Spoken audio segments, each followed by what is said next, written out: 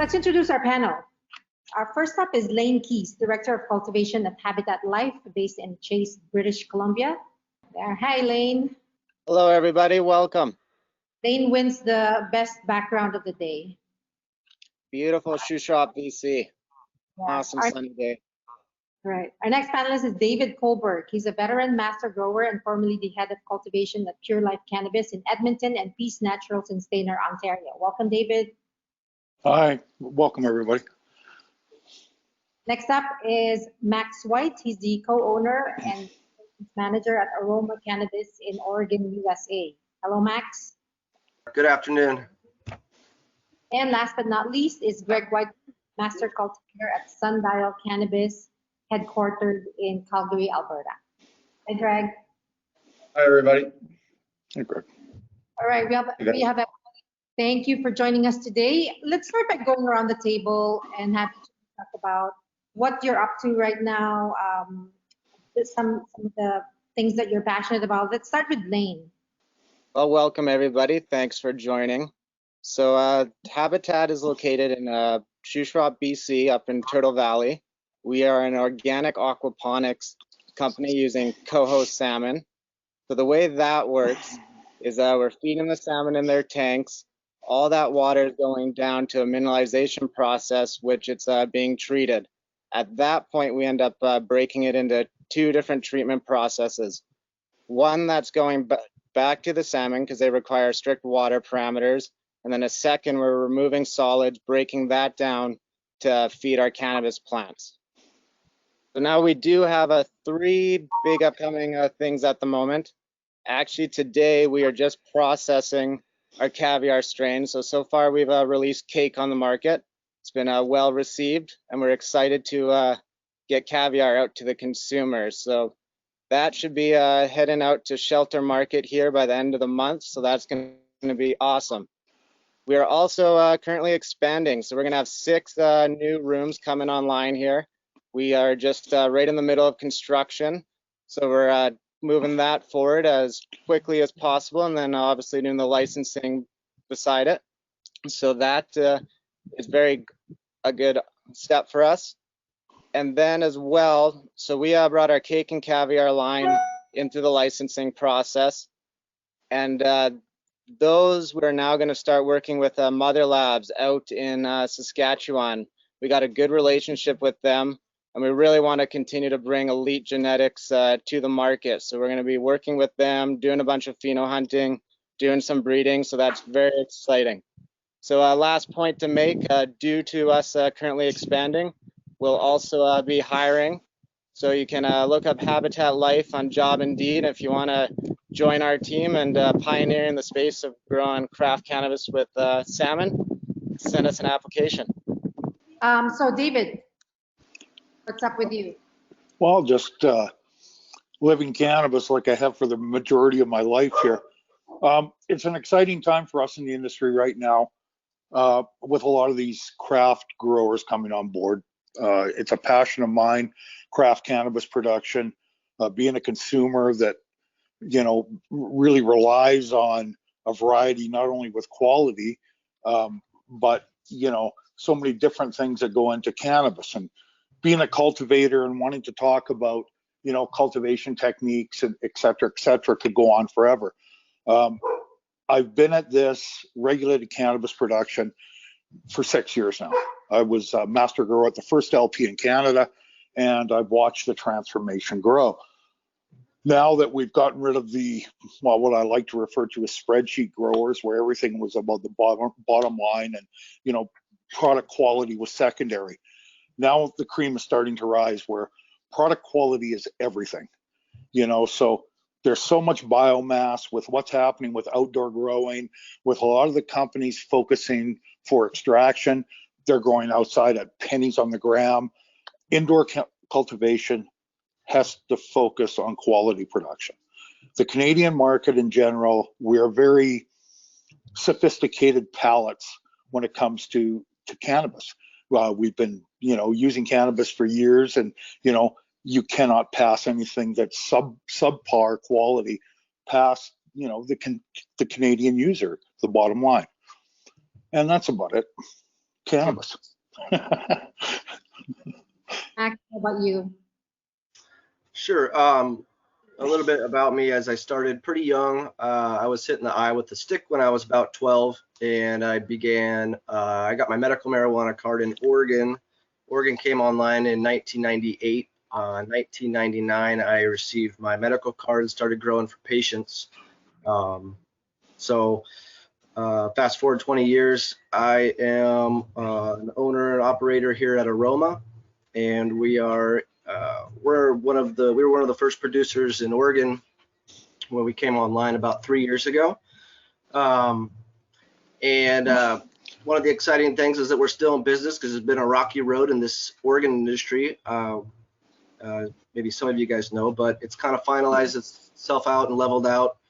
And kind of like David was saying, businesses that kind of had their structure and their business savviness down, as well as being able to produce a good quality product that Oregon has had roots in the ground for a long time. So this is a state that appreciates a quality product as well. So yeah, we're alive, we made it, and we are finally, the market's changed around. It's a bit more of a farmer's market, and we're also looking to slowly start expanding. We started a management company recently where we will potentially start helping other farms kind of gather their resources and efficiencies and participate in the market. We're looking forward to hopefully the next 5 years, probably less, that the borders will open up and we will be able to distribute nationwide as opposed to just Oregon as well. So that's Oregon's kind of a tip of the spear with its legislation that way. So we have fingers crossed that that will be an opportunity in the not too distant future as well. Greg? A bit about myself. First time I grew cannabis was 1978. I've been in Sundown now for a couple of years.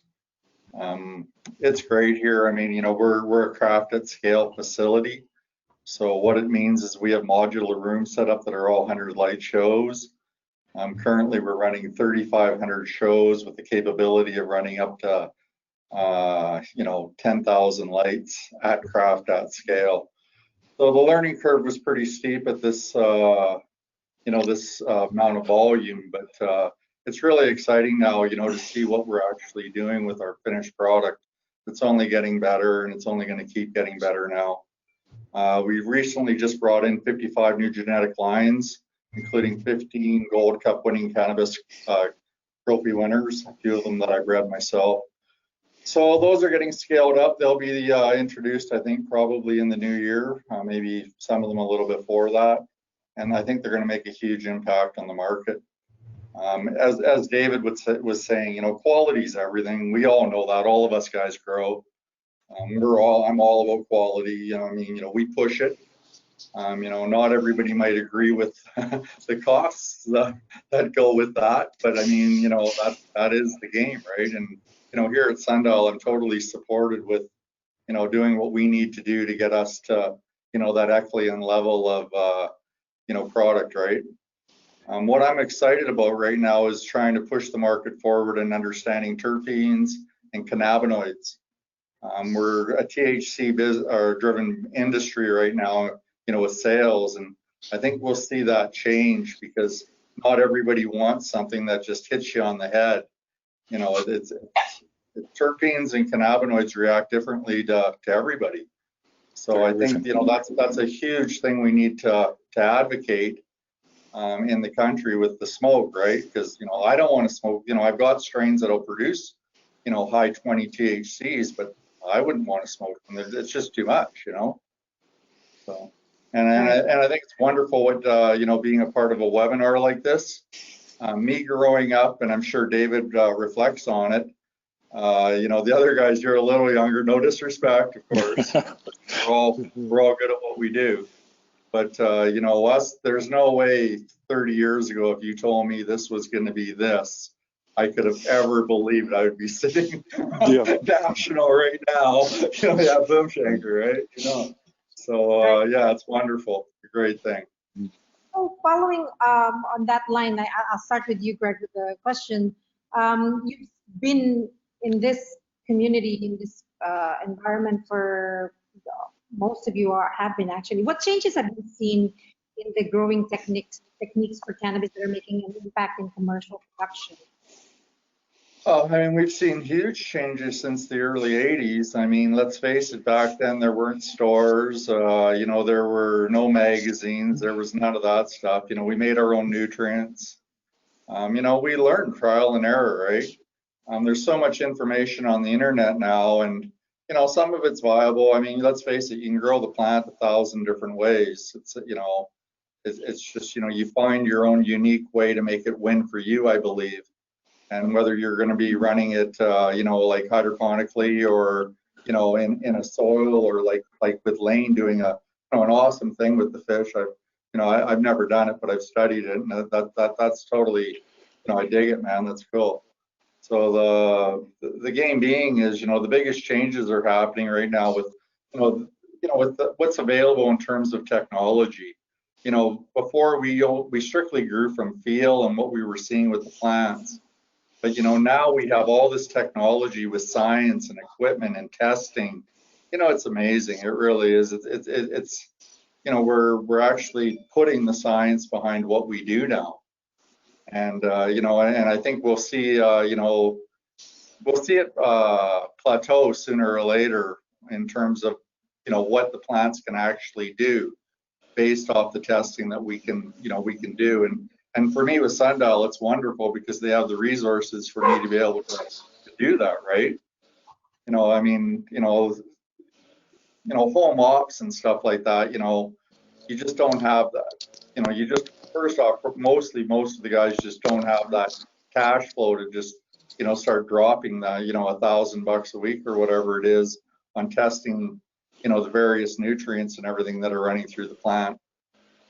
So yeah, technology is definitely, I would say, a major thing in what's changing in the growing techniques in the industry. And David, I think my question has to do with our poll question today. I guess Lane and Max, as owners, you have the privilege of being the grower and the business owner or manager of your facility. But for David and Craig, maybe Dave, you could answer this question. Like, what role do you think, or are they being given that important role in an LP environment? The growers are in terms of making business decisions for the, especially in the production side. Well, it's changing a lot as we go. When I first started, you know, in regulated cannabis production, going back, I think it was 2014, there was a VP of everything, you know, a VP of, you know, what are we going to sell if we grow some good product? Now, the cannabis production facilities are getting less top heavy. So your grower should definitely be an integral part of your executive team. The grower can tell you so many different things and so many ways to help the bottom line. Like, this is what we're expecting. This is what's going to happen. This is what's really happening. You know, what issue you're dealing with, whether it's a powdery mildew or spider mite, whatever the case may be. The grower is your lifeline to your plant. And if you're in the cannabis production area and space, the plant is everything. And I think now a lot of these cultivators and a lot of the LPs are focusing more towards their cultivation side. Right, like I said earlier, biomass, Croptober's coming up, and so many different LPs are growing outside of pennies on the gram, to really focus on indoor cannabis production, where you spent so much money to build these facilities. The grower is your lifeline, and you know, he's the quarterback of your team, and to take the information, and you know, a good grower, in my opinion, surrounds himself by a lot of smart people. Lighting technology, HVAC, environment is everything growing inside. You know, I know Greg will speak to this, where all of these gentlemen will speak to this, with the exception of Lane sitting out there in the valley. But, you know, growing inside is everything. So surround yourself with people that are specialists in the area you're trying to, you know, create. And I just think that's why the grower should play an important role in your executive and your bottom line, your team. So I wanted to ask you about some of the innovative ways that you're doing, that you're producing cannabis. You mentioned you're growing salmon and cannabis, you know, side by side. talk about some of how you're using salmon effluent to grow cannabis. All right, well, hopefully the internet's going to hold for us here, but awesome question. So it has been a journey for myself, how really Habitat initially got started, actually. I've been growing cannabis for 11 years now. My mother was actually in the industry beforehand, so it was the initial introduction. And it was really her who initially, she had a little goldfish tank, and at that time they were soil plants, and she was scooping up water from the goldfish tank and feeding it to the plants. So that was kind of step one. And then from there, we ended up setting up a little tilapia system, which was all deep water culture. And we found a handful of challenges with doing that. And as Greg mentioned, obviously with the industry emerging here, really gave us the ability to start developing technology and getting the right people on the team to help us take aquaponics to the next level, which also allowed us to raise salmon. So salmon are a difficult species to raise in land. They're not easy. They require very strict water parameters as well. So we have really had to focus on our mineralization and our digester process to really make sure that both the salmon and the cannabis are getting the required nutrients, because neither of them are the easiest things to grow. For example, lettuce would be a much easier task. So we got more refinement to do, but we've come a long way from day one, and it's very exciting to continue to develop the technology and be able to really grow two industries. One, we're going to continue to advance our inland salmon farm side and continue to improve and find better ways to produce our cannabis. We've been seeing great results so far. One of the sustainability is really becoming a catchphrase in the cannabis industry, and George made mention of this in his presentation earlier today. But I'm curious. So other aspects of sustainability is the way you're growing and the way you're managing your grow operation. So Max, I want to ask you, probably one of the things that keep growers at night are pests in the cannabis. So can you talk about some of the key elements of when you're managing your pests and implementing an integrated pest management system? Sure. Yeah, so integrated pest management, you're right, it will keep you up at night. It can be a nightmare if you're not prepared for it, which the preparation is what it's all about. What we focus on, I guess I've had kind of a blessing in having experience with nearly most of the pests at this point. We had a russet mite outbreak in Oregon around the first year. There's been different sorts of aphids. We have cannabis aphids that have showed up in the last year. We also have a root aphid, which is just in the soil. And more recently, there's been some viroid and other sicknesses to have fun with. So there's always something. You basically have to subscribe to the IPM industry out there. And kind of like David had mentioned, with trying to surround yourself with smart people, that's exactly what I try and do, is keep my finger into the pulse of what's happening in IPM, and lighting and nutrients and everything. But IPM has definitely been the biggest learning curve and probably the biggest focus as we've scaled up. For instance, we spend about 4 times more than we do on nutrients on our IPM program. So it basically starts for us with a lot of scouting and proper ID. So you're going to treat thrips, an onion thrip, different than you will treat a black bean aphid or a black bean thrip. There's the proper ID is where it always starts, because that's how you're going to combat it. And then I think similar in Canada, Oregon, we have very limited tools that we can use.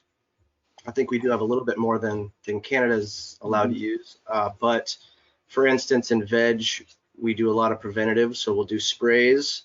We'll do a sulfur spray. We'll do an oil spray in veg. Even if we're not seeing anything yet, it's all part of the preventative program. And again, you have to be careful with what you're using, because you can't spray a sulfur and an oil within a certain timeline. So you've become very familiar with how to use your tools as well. But in the veg period, we'll do a handful of sprays because they are a little bit more effective than a biological program that we've found anyway. But also in the veg, we are inoculating the soil. We run soil. We also run, we are not an indoor grow. We're a tier 2 commercial greenhouse. So our bays are separated by light curtains, but during the day, we're one big open space, which it has its pros, but it definitely has its cons, and that's especially with IPM because bugs can travel and vector different diseases between all stages of our plant growth. So, so yeah, in veg, we do inoculate soil dwelling bugs, beneficial bugs. We inoculate with beneficial bacteria and pathogens, and then once we get to flower, it's a lot of scouting, and it's also based on what we find with scouting, we'll flag the garden, and depending on our different pressures or the different times of year, we will inoculate different or drenches, do different drenches to try and combat what we're seeing out there. So it's really staying on top of it. We actually recently hired somebody. We had a little cannabis aphid outbreak, so we recently hired somebody to just come in here on her off days and kill aphids with her fingers to maintain at times before harvest and whatnot. It doesn't sound very effective, but you'd be surprised just keeping what those little parts would be. Messy, What's that? Yeah, a little messy. Yeah, I mean, you use all the tools you can, try and win the battle and the war, but sometimes they do win the battles. So, but yeah, like I said, trying to stay educated on what the IPM programs are doing out there. The Department of Ag's a big help. I've had BioWorks. We're pretty good partners with them. They've come and done trials with us. I have a lot of entomologists that have become friends at this point who they'll come and visit. We'll look at stuff, talk about maybe what's going to happen next as far as defeating a root aphid or different tools that we have available to us moving forward. So it's nice that the industry, they're trying to catch up. There's a lot of money in IPM. So a lot of these big biological companies are quick to come and do trials and, work with you, give you some free products to try and learn about the pest. So, so that's been challenging and also a lot of fun to learn as we go. Nice. Technology has come a long way in terms of cultivation in cannabis. Greg, I want to ask you, what does technology look like? I know Sundial is doing some other in some innovative ways in how you're growing your cannabis. So talk a little bit more about that. Oh yeah, we have a state-of-the-art computer system here. So it's running our environment for us. We're putting set points into it based off, what we see on the individual rooms, depending on where they are, at the point of their actual crop cycle. So yeah, having that big computer bank sitting there, monitoring it all and adjusting the temperatures. Like, I don't know if you guys are using VPDs or anything, but having it enable it to do that, live time is amazing. It just changes the game. Same thing with feeds, automatic feeds, when your moistures hit the right levels, boom, it shoots them. Craft at scale, Sundial's got it. Like I said, the learning curve's been huge, in 1 year, but it's amazing where it's heading now, and it's only going to get better, right? There's no doubt about it. It's not a cheap game, that's for sure. No. David, talk about you in such a competitive. You mentioned this in your introduction, where trying to balance being competitive, being able to respond to market demands while maintaining quality of your product. So can you speak to that and ask, how do you balance this fact to drive to produce consistent high quality products while getting with the drive to get to market as quickly as you can? Well, I think depending on the size of your facility or how you grow, what your method to grow is, I think that a standard operating procedure, and Greg will come to this, where what was that before? Well, that was what we decided we needed at the time. Now, in a smaller facility, if you stuck with, say, 4 genetics, learned how to grow them, learn what they require in terms of food, in terms of lighting, in terms of environment, learning your strains and growing them effectively. And that is probably the easiest way to expedite anything. It helps with your production plan. Myself, I always, when I go in and I'll consult with facilities, the first thing I'll ask them is, I work from the back forward, so I want to know your harvest plan. What's going to happen at the end when they're done in terms of drying and curing, and we really haven't spoke much to that, but as Greg will tell you, and any of these gentlemen will tell you, drying and curing is half the battle. It gives you a finished product that's totally, user-friendly. It has presentation. It has terpenes, as Greg admitted to. Everything about it screams, I've been grown properly and I've been finished properly.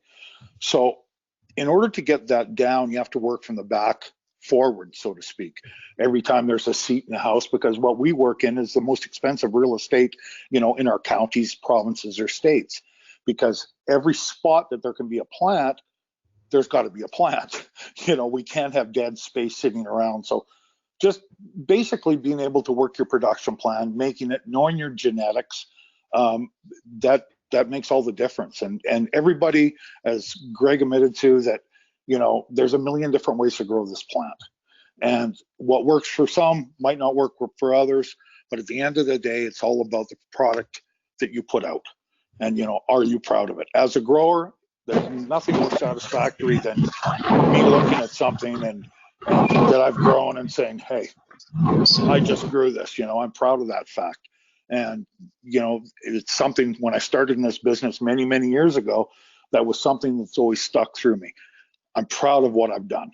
I see it, I'm happy, I'm satisfied with it. And then I roll it up and smoke it. So at the end of the day, it makes everybody happy. Also, starting material, what you start with, and Lane, I've worked with Mother Labs, great guys, great company, and fantastic genetics. Selflessly, I hate to give them a little push here, but how you start definitely affects how you finish. So we're having some questions, we're getting some questions from our audience, and this one is from a security perspective and outside of what the government requires. What do you perceive as your biggest challenge in your respective facilities? Well, one of the things I think it's mentioned is there hasn't been a really good banking system in place. So on occasion, I have to go pick up a small house in a duffel bag from the other side of the street. Well, the good old days. I will admit there's a little cowboy in there that's still, I still kind of like it a little bit, but it's not. That was last year, so we've started to develop some banking methods, and we can do checks and that kind of thing. So that's probably the biggest thing in security purposes. We have a lot of cameras. We have a lot of we're kind of tucked out in the country. We don't really wave a cannabis banner out front, but anybody who knows what a light depth greenhouse would probably be able to figure out what we're doing here. There's also about 300 other ones in this county here. So, knock on wood, we haven't had any big security issues here, but try not to take chances and that kind of thing. So, Lane, are you able to hear us and provide answers? Yeah, I believe we got the internet here. Yeah, so for me and my role with Habitat, probably one of the biggest challenges, we're really pioneering the organic aquaponics space. There's really no sources that go to that have grown cannabis with coho salmon. So given that we're growing in a living water system, every time we make a change, there's going to be a chemical reaction that happens in the nutrients, and then have to monitor what is happening, and is that a positive change you made or a negative change you made to the system. And we've got a lot of growth to do and a lot of more development in that department. So it's really trying to get the right information, connect with the right people, ask the right questions, and then find a way to try that without affecting our system in a negative way. That's why we're really excited. Currently, we've just had one room that we were able to operate in, but when we get our next 6 rooms online, we'll be able to start learning 6 times faster than right now. We'll be able to make a small change to our mineralization process, and then we'll be able to see what our end result is, and then be able to compare what kind of results we had. So that's really a big challenge, and we're continuing moving that forward. We also have a question, another question, maybe David and Greg, you take this. How do you mitigate chemicals and fertilizer residue in your final product with so many sprays? Why is it that the legal market seems to have more chemicals and fertilizers when tested compared to the black market? Now, Sundial, we're an organic program when it comes to our biologicals. So we don't spray anything. Everything's, pest management. We have a pro on site, Laura Dole. She's got 23 years of experience. So, that's her ball and she's great at it. David, what are your thoughts? Well, once again, it comes down, everything is comparing to the gray market. And, all of us, I think, here have come from the gray market.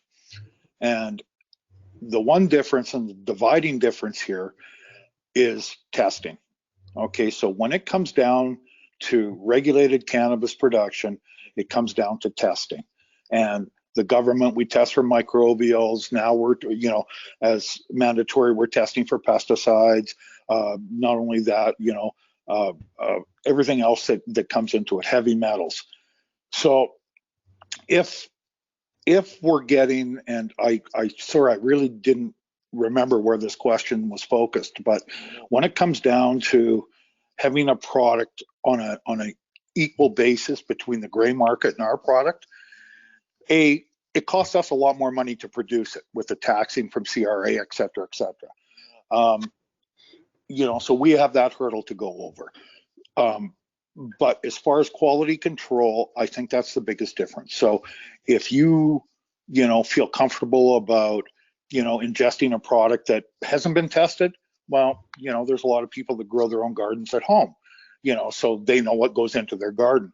But when I'm buying a product, to me at my age and been smoking for years, and I know how bad it is, by the way, for inhalation, right? I'm still a smoker, by the way.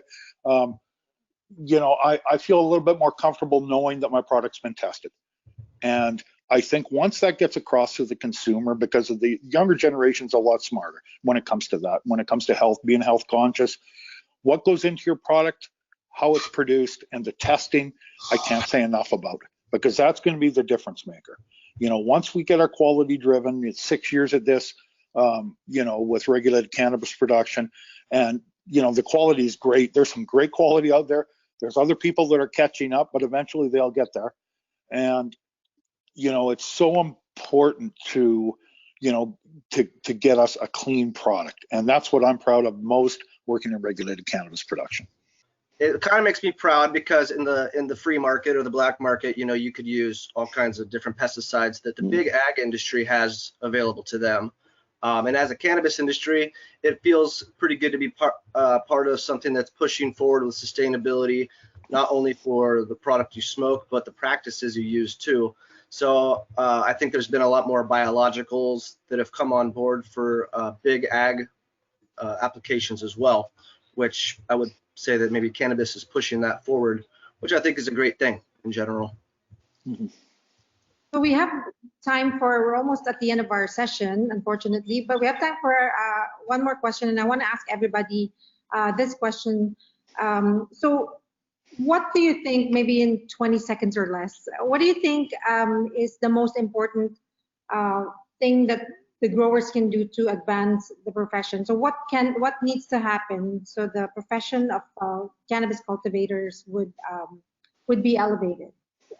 Greg? I think it's spreading the awareness. What David was saying is exactly it, about the testing of a clean product. It's a carcinogen as it is. And, out on the street world, let's face it, there's lots of stuff that guys are putting on it, girls are putting on it, that, I would never want to smoke. No. So, testing is huge. I think that's a really big, really great point, Dave, honestly.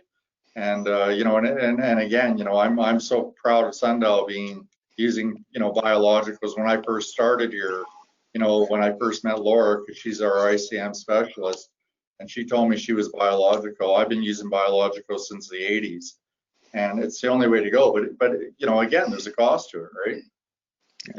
Sprays are cheap, biologicals aren't. So, but you do get that clean product, eh? And it's really important, like for Sundial, because like we're moving into hashes and rosins now, which are new markets. Yeah. And it's huge to know that those are clean products. They're presses, and there's no chemical residues in them. So, kudos to Sundial on that. And I hope that pushes forward in the whole market, to tell you the truth, like right across the board. It's great for the whole industry, and it's great for the consumers. And David?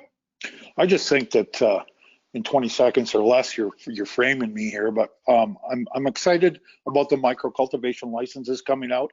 I think that's going to bring more of our craft grower style out, smaller, more focused, and I hope that the ones that the bigger LPs that are sort of lagging behind with quality, they sort of take some lessons and some mentorship from this. And listen, there's a lot of great growers out there that have been growing cannabis for years and years and years, decades as facts. And I just think bringing some of them into the industry too is a positive thing. Max, what do you think? Yeah, progressing cultivation. I can't say enough about networking. I've seen a lot of people that have kind of wanted to, put their blinds up and have it be just them versus everybody else. But I've worked with everybody in Oregon well before it was rec, and it's been really cool to have a lot of my fellows and people we worked with enter the rec market as well. And we all work together. We pick each other's brains, what's happening with pest management, what kind of fertilizers they're using, what's the market doing. What should we be asking for price this month versus last? So really having a strong network and working with each other as cultivators has been a huge benefit for us, and that would be my big 2 cents. Lane, are you able to? I totally missed the question due to the internet lag. So we're asking what do you think is the key thing that will elevate the profession of cultivators, the growers? I think quality product is definitely the main thing there, and as well as innovative technique. And at the end of the day, we're really here for the consumers. So being able to provide products that the consumers are going to want. And I think we're seeing more people really start to focus towards that and bringing products and innovative ways to produce those products. Right. And with that note, I would like to thank everybody for joining us today, taking a time out of your busy schedule, I'm sure, to join us today and impart your knowledge to our audience. So thank you, and see you soon. Thanks, Marilyn. See you guys. Bye. See you guys.